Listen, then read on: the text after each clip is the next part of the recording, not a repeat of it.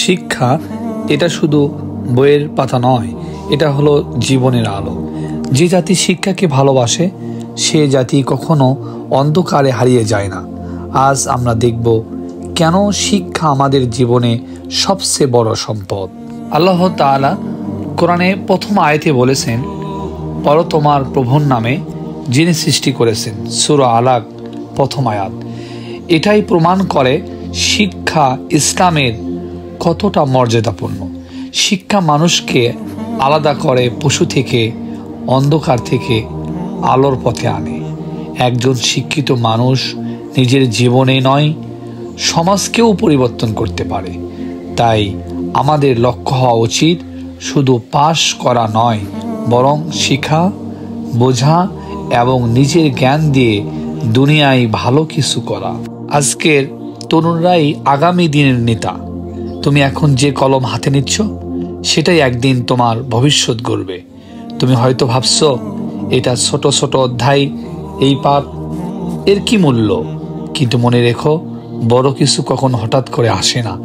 প্রতিদিনের ছোট ছোট প্রচেষ্টাই তোমাকে সফলতার চূড়ায় নিয়ে যাবে। তুমি হয়তো ক্লান্ত, হয়তো মনোযোগ রাখতে পারছো না, তবুও হার মানবে না, কারণ জ্ঞান অর্জন কোনো সহজ কাজ নয়। রাসূল পাক সাল্লাল্লাহু আলাইহি ওয়াসাল্লাম বলেছেন, জ্ঞান অর্জন করা প্রতিটি মুসলমানের ওপর ফরজ। তাহলে আমরা কেন পিছিয়ে থাকব? তোমার স্বপ্ন বড় হওয়া, আর সেই স্বপ্নের পথে শিক্ষা হোক তোমার সঙ্গী। তুমি হয়তো আজ ক্লাসের পেছনের বেঞ্চে বসে আছো, কিন্তু যদি তুমি নিয়মিত চেষ্টা করো, একদিন সামনের সারিতেও থাকবা, সম্মানের, মর্যাদার, সফলতার সারিতে।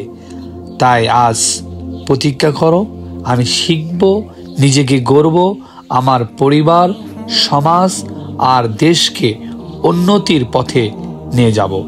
শিক্ষা শুধু ভালো রেজাল্ট নয়, এটা হলো মানুষের ভেতর থাকা আলো জ্বালানো। যে জাতি শিক্ষাকে ভালোবাসে সে জাতি কখনো ধ্বংস হয় না।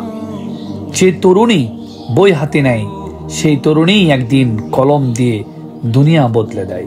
আল্লাহ তাআলা কোরআনের প্রথম নির্দেশই দিয়েছেন, পড়ো তোমার প্রভুর নামে যিনি সৃষ্টি করেছেন। এই আয়াতেই আছে মানব জীবনের প্রথম শিক্ষা। শিখো, জানো এবং জ্ঞানের আলোয় আলোকিত হও। শিক্ষা শুধু ভালো চাকরি পাওয়ার মাধ্যম নয়, এটা মানুষের চরিত্র গঠনের হাতিয়ার। একজন শিক্ষিত মানুষ নিজের জন্য নয়, পুরো সমাজের জন্য আশীর্বাদ।